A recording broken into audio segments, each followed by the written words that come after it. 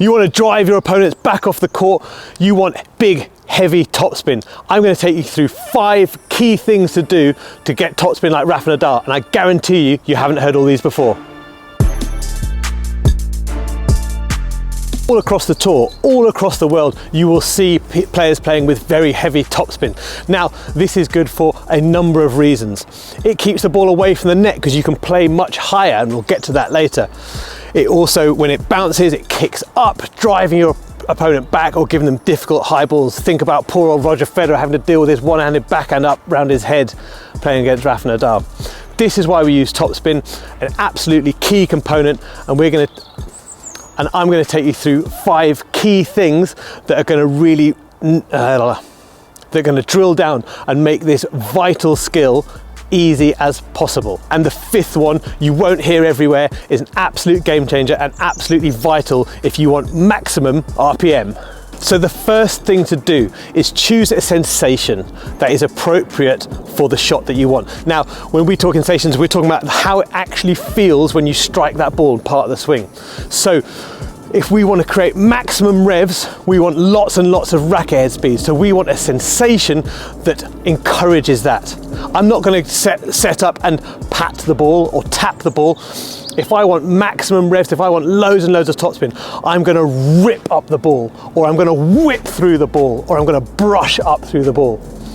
Choose an appropriate sensation, will engage your brain, will activate that program that gets you ripping up and driving loads of topspin through the ball, maximum revs, maximum RPM, maximum damage to your opponent.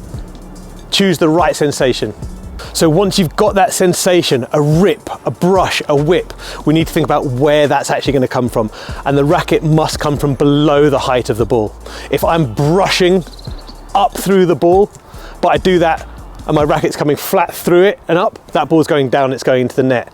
We want to get the racket dropped underneath the height of the ball so we can brush it up, sending it tumbling forwards, up and over the net with plenty of clearance. Racket goes beneath the height of the ball. If the racket's all the way down here, you might not even see me now. The racket goes beneath it. If the ball's up here, racket starts beneath it and we come up through it. And that leads me on to my next bit of advice about net clearance. Follow me.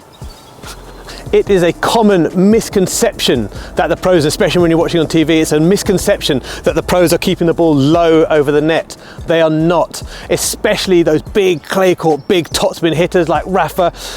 That net clearance is super important and theirs is really high. Rafa's was about 90 inches, but if you take 2 racket heights, we're talking about this sort of clearance over the net. This is where you're aiming for. The ball's not going to fly out. You get enough topspin, enough revs, enough RPM, that ball goes way over the net, giving you plenty of clearance. It then drops down really steeply, staying in the court, bouncing up high and driving your opponent back. If you're going to play with heavy topspin, don't go low over the net. Get that massive high net clearance and you'll really see the benefits of playing with that heavy spin. So now that you've chosen that sensation that encourages that fast racket head speed, you've come from beneath and underneath the height of the ball, you've got that huge net clearance, you're really in business. Let's get ready for the next tip. So next up, if we want maximum revs, we want maximum torque, we need to start getting involved with our posterior sling system. Now, what this means is as we're setting up for our forehand, let's take a forehand, shall we?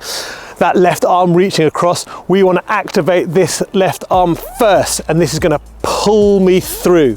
So we're getting maximum rotation through the ball by dragging that left hand back and across. Maximum torque, maximum twist, we're talking kinetic chain, all of that good stuff that you guys out there love, just to generate more spin on the ball. More twist, more torque, more revs, more topspin, more points, more girls. Or boys.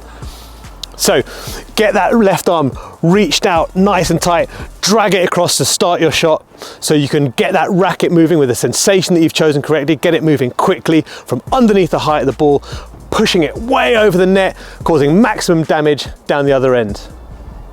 Posterior sling system. You can play topspin off any ball, whether that ball is on the rise, whether it's on the peak, but if you want maximum topspin, if you want to rip it like Nadal, you need that ball to be dropping. So every ball that comes in, it bounces, it rises, it reaches its peak, and then the ball starts to fall. And if you match the trajectory of that incoming ball as it starts to fall, your racket's nice and low, you've chosen the right sensation, you're aiming high above the net, and you match that incoming trajectory and you come straight through it, you're going to get maximum amounts of topspin. At the Rafa Nadal Academy, they say to let every single ball drop so that you can maximize this topspin. We're not saying that exactly, but we are saying that if you want maximum topspin, you're going to let that ball start to drop off its peak on that trajectory.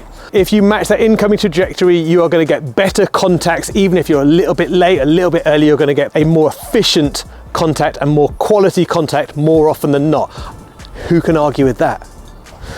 Get loads and loads of topspin by matching that trajectory as the ball drops, rip it back into the court, cause your opponent all sorts of problems. There you have it, 5 tips to maximize your topspin. Just as a recap, we are going to choose a sensation that encourages racket head speed. We are going to make sure that our racket comes below the height of the ball. We're going to aim for higher over the net, like 2 racket heights over the height of the net. We're going to activate our posterior sling system to get maximum torque, to get more speed on that racket.